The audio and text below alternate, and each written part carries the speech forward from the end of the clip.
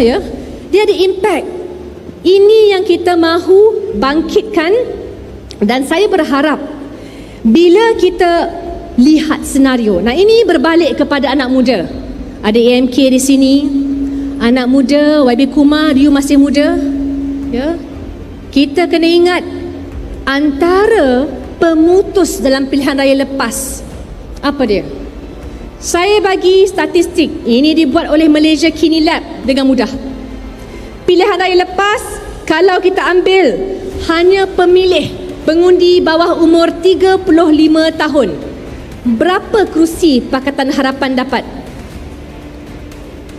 Pakatan Harapan menang 117 kerusi parlimen.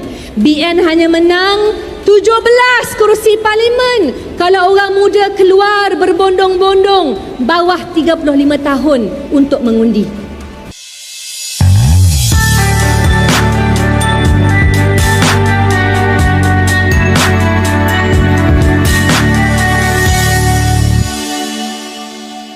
Ini maksudnya kolam tadahan, bot-bot, ada juga disebut ya, perparitan yang mencukupi dan memadai, semua tip-top.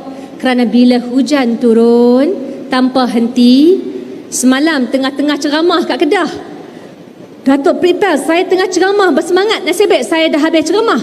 Time Haji Mak Sabu, hujan turun begitu lebat, dan ketika itu kita merasakan yang penting adalah siap siaga. Kerana itu saudara-saudari, kita lalukan Menteri Besar Selangor Demai. Demai ke Nibong Tebai. Kita bagi tepukan, hampa kena kuat sikit lah. Dia masih setia bersama parti. Hampa kena bagilah semangat sikit kan. Kerana parti kita melalui transformasi saudara-saudari. Parti kita melalui proses pemilihan saudara-saudari. Dan parti kita lepas pemilihan, sekarang kita bersatu untuk melawan UMNO dan Barisan Nasional saudara-saudari. Kita tak ada masa kerana kegelojohan mereka mengakibatkan keutamaan dia apa? Keutamaan dia nak pastikan pilihan raya untuk menyelamatkan satu kerat, dua kerat kroni UMNO yang terpalit dengan kes mahkamah. Tapi keutamaan kita apa dia? Daripada awal kita desak sejak Mei lepas, NADMA bila nak siap rang undang-undang Akta Pengurusan Bencana.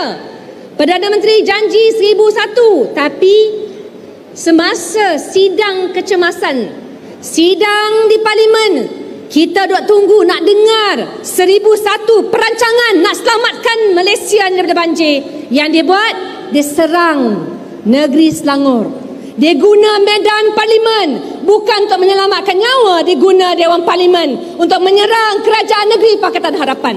Inilah substandard presiden, bukan presiden pun, naib presiden yang memegang jawatan Perdana Menteri. Oleh itu ya, selalunya saya beri ruang. Kerana pada saya, kita dalam hal ini tak mahu mempolitikkan. Kita mahu selamatkan jiwa rakyat. Kita nak pastikan, kita gembeleng agensi ya, PDRM, JPAM, ya, kita ada JPS, JKR, pejabat daerah, majlis perbandaran, semua termasuk MPKK dikerah untuk apa? Untuk mempersiapkan agenda kesiapsiagaan kita. Bukan satu negeri, bukan nak selamatkan Pulau Pinang saja. Kita nak selamatkan negeri Kedah, negeri Perlis, negeri Perak. Balai bomba perda bagi mereka yang tak sempat melawat, boleh melawat ya. Permatang Bauh Pulau Pinang, dia banyak tapak yang sangat hebat. Balai bomba perda ini telah diberikan sasaran utama menjadi pusat operasi yang bakal menjaga bukan sahaja negeri Pulau Pinang. Bila berlaku banjir, dia akan jaga negeri Perlis. Bila banjir, dia akan jaga negeri Kedah. Bila banjir berlaku, dia akan jaga negeri Perak zon utara. Jadi itulah semangat kebertanggungjawaban yang saya fikir pimpinan UMNO kena belajar. Termasuklah pimpinan lain, termasuklah organisasi lain yang lahir daripada, yang mampu berjaya daripada pengkhianatan. Saudara-saudari, pada malam ini saya tadi ditanya, apakah asbab utama bila kita kata organisasi mana yang mahu dipilih oleh rakyat? Ada yang mengatakan agak keliru. Saya pasti YB Amir nanti akan memperincikan langkah-langkah penegasan apa yang dilakukan di negeri Selangor bagi mendepani cabaran. Tapi perkara utama yang kita kena faham, kalau sebuah organisasi dia mula dengan pengkhianatan, dia cari nak pergi ke tangga atas, ke pangkat lebih atas, dia akan juga berakhir dengan pengkhianatan. Kerana budaya itu yang diajar. Dan sekarang kita lihat lompatan berlaku dengan begitu cepat sekali, saudara-saudari. Saya tekankan, ya, tidak ada sesiapa yang menyatakan kita sempurna. Tapi atas dasar sokongan rakyat, alhamdulillah, kepercayaan rakyat yang turun untuk mengundi, yang masih komited, yang beri kita dalam keadilan kepercayaan bagi meredah MOU. Akhirnya, kali pertama dalam sejarah Malaysia, kita ada rang undang-undang Akta Anti Lompat. Setiap seorang yang lompat akan menerima padahnya. Inilah kejayaan rakyat. Alhamdulillah. Kita bukan soal membalas dendam, nehi kabinehi. Tidak sama sekali. Isunya adalah untuk memegang mandat. Kita nak pastikan adanya stability. Bila kita tadbir, ada atur cara. Kalau sesiapa pun memerintah peringkat negeri, peringkat pusat, partinya sudah tentu berlainan. Rakyat dah rasa perubahan itu berlaku. Rakyat dah tahu kuasa mereka. Saya selalu katakan, anak sulung saya sebut, saya, ya, mama bekerja, ahli parlimen, kontrak kerja 5 tahun maksimum. Kalau Perdana Menteri nak bagi awal, dia 4 tahun lah. Lepas tu, kena cari kontrak kerja baru. Itu pun kalau dipilih oleh parti jadi calon. Jangan marah ya yang tak dipilih sebagai calon ya. Kita bersabar berlapang dada. Ini pesanan untuk diri saya juga. Dah dipilih, itulah tugasan kita. Kerja kita, kontrak kerja kita maksimum 5 tahun.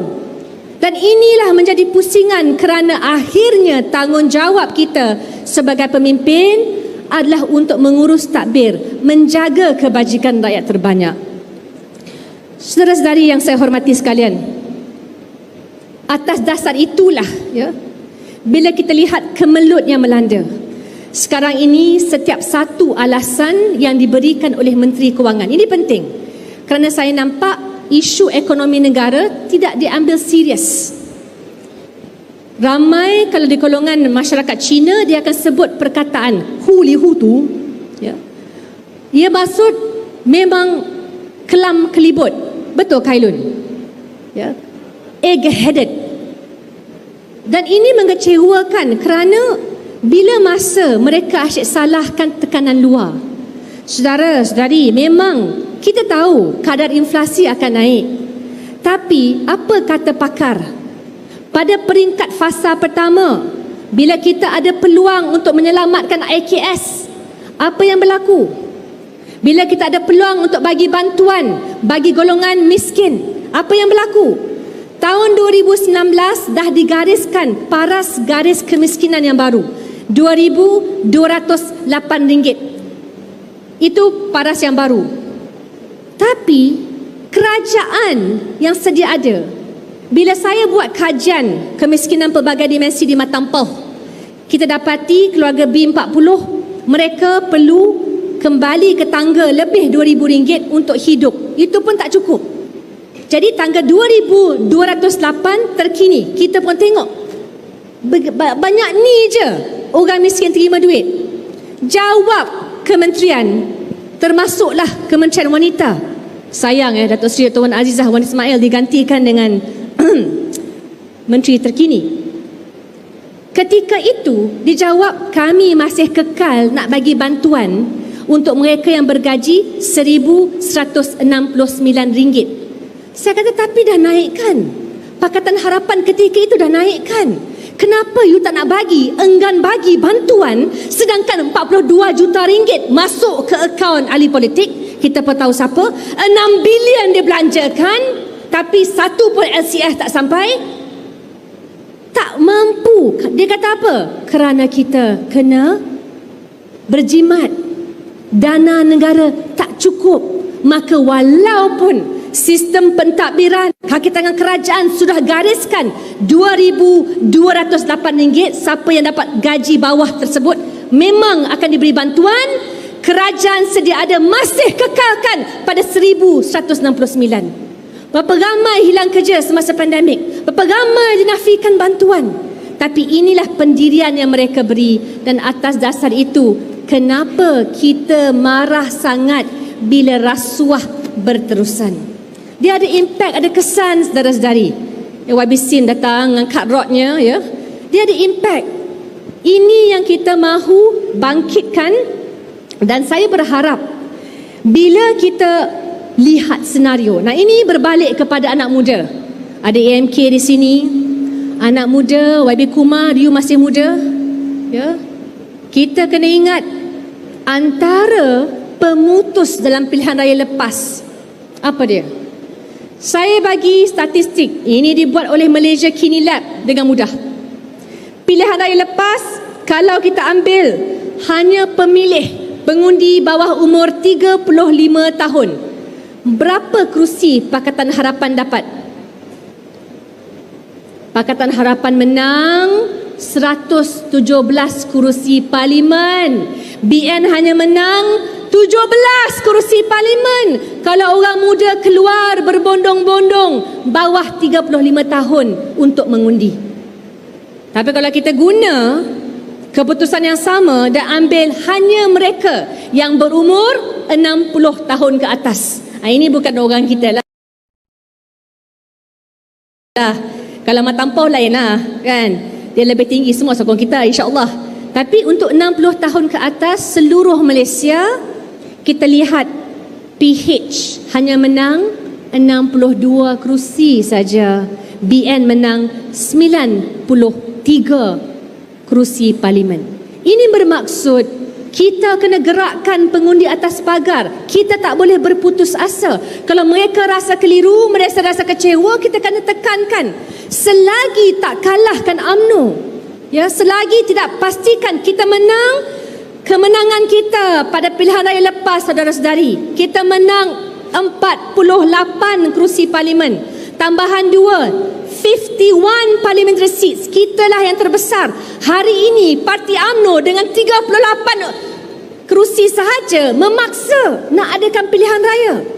Tidak mengikut pun perlembagaan, tidak mengikut pun, ya, mendapat persetujuan dari Pertuan Agong. Kita dengan 10 kerusi tambahan, bagaimana kita menghormati, bagaimana kita dalam adat mentadbir dengan pimpinan amanah dan DAP ketika itu. Termasuklah bersatu. Kerana apa? Kita diajar bukan untuk mengkhianati janji.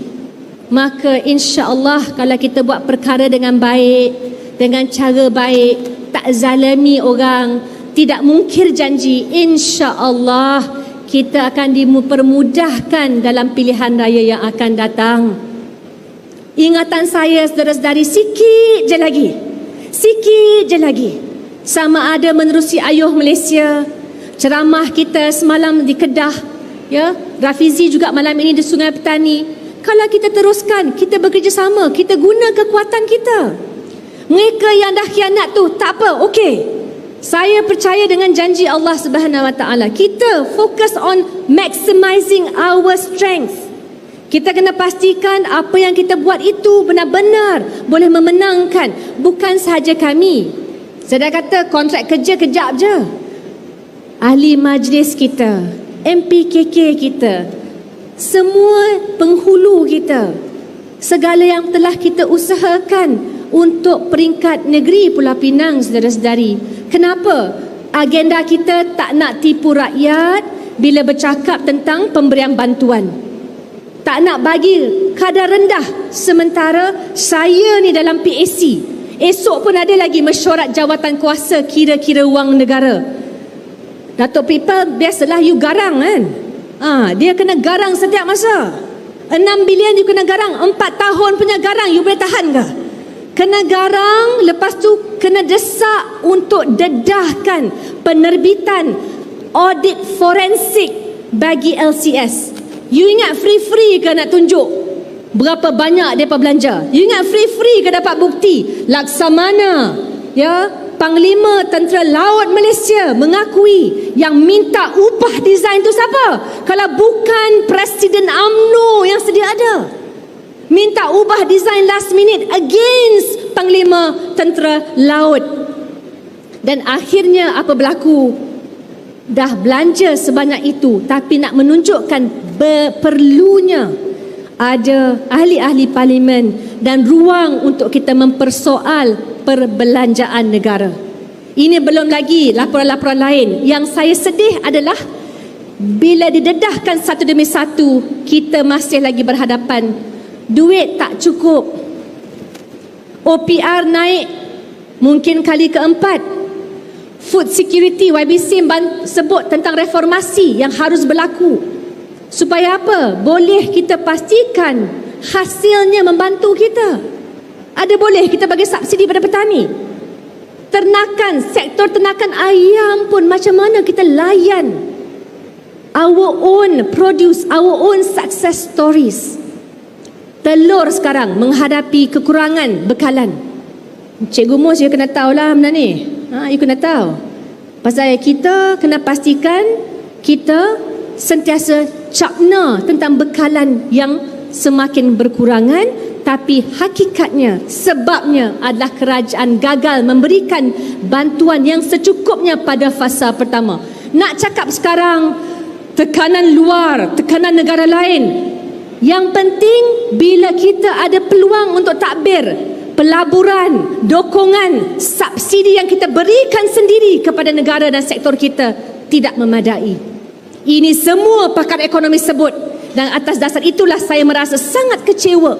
Dan saya berharap pada pilihan raya yang akan datang, dah cakap dah impak pengundi muda, dah cakap dah impak kalau semua pengundi keluar. Hari ini jentera kita, semua yang bersama kita, mata-mata kita, kita di Pulau Pinang ada peluang yang besar untuk menggerakkan kembali semangat ini. Tapi mahu tidak mahu, kalau kita tidak semaksimal mungkin memperkukuhkan jentera, termasuklah mengekalkan kemenangan di Selangor, di Negeri Sembilan, dan insya-Allah menang di peringkat pusat. Ini target kita, tapi kita kena pastikan dia. Saya akhiri dengan lagu Indonesia yang popular. Saudara Amir Ghazali mungkin tahu, ya. Dia kata, madu di tangan kananku, ya, keadilan dan pakatan. Racun di tangan kiriku. Aku tak tahu yang mana harus kupilih. Tapi menjadi tanggungjawab kita untuk pastikan madu yang dipilih itu adalah keadilan.